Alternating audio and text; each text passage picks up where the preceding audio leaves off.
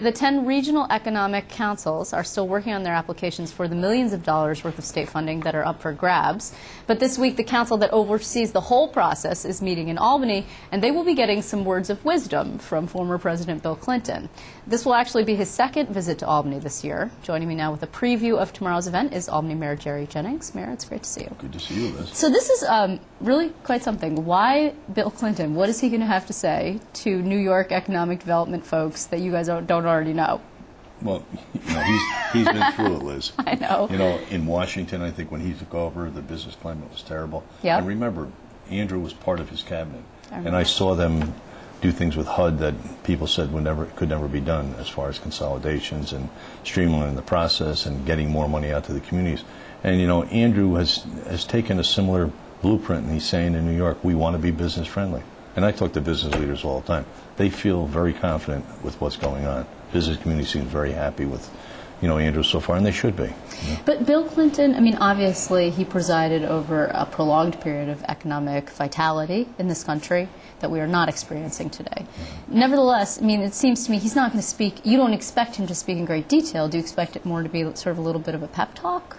I think it's probably to affirm what Andrew's been doing. Remember, Bill Clinton and his wife Hillary live here in New York, right? Yep, in Westchester County, and they understand the challenges that we have in the state. They've seen them, there's no doubt. And I think what he's probably going to do is affirm what Andrew's trying to do here, and that's get people together to really have, open discussions. What really is government doing that prevents people, businesses, from coming in here and investing? How can we make it more, how do we make it easier for people to do business here, which creates jobs? And that's what this is all about. From a political standpoint, it's kind of interesting. It's sort of like vintage Clinton triangulation, right? Because the traditional idea is that Republicans are more business friendly, and the Cuomo administration, like the Clinton administration, is trying to turn that on its ear. Yeah, and what's good about this, though, is when Andrew came in here, now you have Ken Adams, who's the head of Empire State Development. Right. He was head of the Business Council.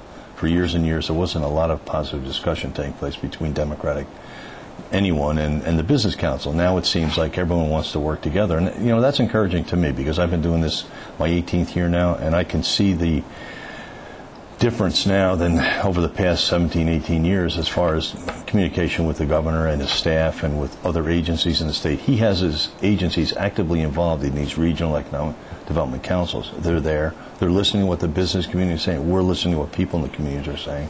So it's encouraging. Just this morning, the governor was speaking in a radio interview about his economic development approach, and his shorthand, it's a little tough love, his shorthand was, if you guys aren't cooperating, if we see, and you are on the Capital Region Council, and you have a very short timeline. Your proposal is due in mid-November, so that's right around the corner. If you guys aren't demonstrating cooperation, forget it. It's not going to be competitive. So are you going to be able to demonstrate cooperation? We are, Liz. We have two great co-chairs, Mike Castellan and Shirley Jackson. Yeah. And we have eight counties in this, and I've been to 3 public hearings so far. It's good for me to hear how they're suffering in Greene County, what the challenges are, what's going on in Saratoga. But you know what? It's the same story. It basically is. How do we get rid of a lot of the bureaucracy that's been here for years? How do we make sure that the decisions that we make not only start a business, but maintain businesses that are there and create future jobs and future investment? So our Regency, we have our act together. We're going to be very competitive. I know that. Well, your proposal, and I know that you're not going to give us too many details, but and obviously you're probably still hammering them out, but will it have something to do with nanotech? Because that's really what the focus has been. Well, nanotech, global foundries, I was supportive of global foundries, even though it was up in a different county, right, because I knew it would be good for the region.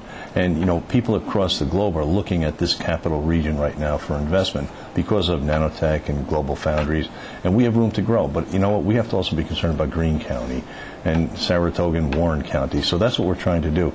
And a lot of what we're seeing and hearing is similar as far as frustrations, especially with small businesses. How do they maintain the businesses they have? How do they create jobs? And what we're going to do is try and put a blueprint together, and it might surprise some people what we come up with finally, but it's going to be interesting. What, just sort of to take it out to like a national extent, what is your feeling about the President's jobs program?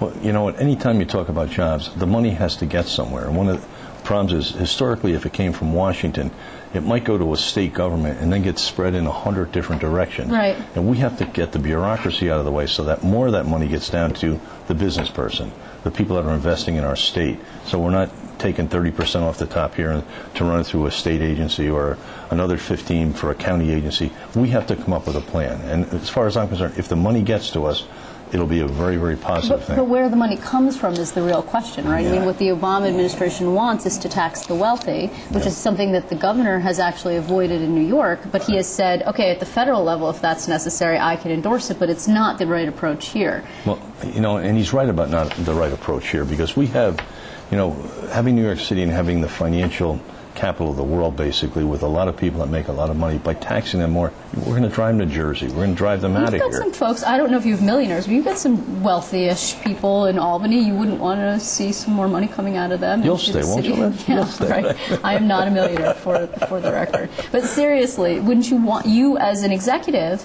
you know that the pressures are great, that more and more people move to the suburbs. You would like to see some of that additional money, that revenue coming into your city coffers. There's no doubt, and that's why in this plan we have to address the issues of urban New York State, and we are looking at that. We're looking at it from a city point of view, as well as a regional point of view, and a lot of it boils down to education, cost of doing business, how successful are our schools, and I can go off for a while on this, but as far as I'm concerned, we all have similar problems, and it's been brought up at every one of our public hearings. Education has been talked about. Okay. How do we prepare our kids so they can go to the global foundry jobs, the nano jobs, so that we don't have to bring in people from outside, because we have great colleges and universities here. We have to sell that, and we have to make sure our kids understand it, but we have to create jobs for them. Yeah, I mean, you see that a little bit in the applications, or the opening up to waivers of the No Child Left Behind program that dates back to the Republican era at the White House. Now you have the Obama administration saying there's too much teaching to the tests at the expense of things like science, perhaps, and maybe we should take education into a different direction. Of course, if you don't have revenue, you're not going to be able to provide an education. Yeah, but Liz, we're spending a lot on education. Yeah. You can look at a lot of our urban areas. We spend $20,000 per student, give or take a couple of $1,000s either way. And, our results, first we have to admit there's a problem. We haven't changed. There's urban, there's suburban, there's rural. We have different challenges in different communities. I know what the challenges are in urban education, and what we should do is, tests are great, but don't do them, run a school district down and leave. Have a plan. Create a new template for urban education. It's long overdue. Let our teachers teach what you're talking about: English, math, social studies, science. Get our kids ready. Don't just write them off so that by middle school they're lost and we lose them. So tomorrow, this is actually like a day-long conference. Bill Clinton is actually just one little piece. Are you going to be getting any FaceTime with the president, the former president? I don't know. I imagine that we'll probably say hello. I know. I've known Bill for a long time. And anything in particular you'll be asking him for? He has a big global initiative now. He's got cash. You never know. It's tough when they see me coming. Let's say go the other way. Yes, they know I'm sure that they do. All right. Well, we will be checking. We'll be following it, obviously, tomorrow. We will be checking in, and we will be following up on the proposal that you guys are making for this council. I'm looking forward to it, personally. Okay. That's great. Thank you, Liz, for your help, too, with this. Thanks. Okay, good.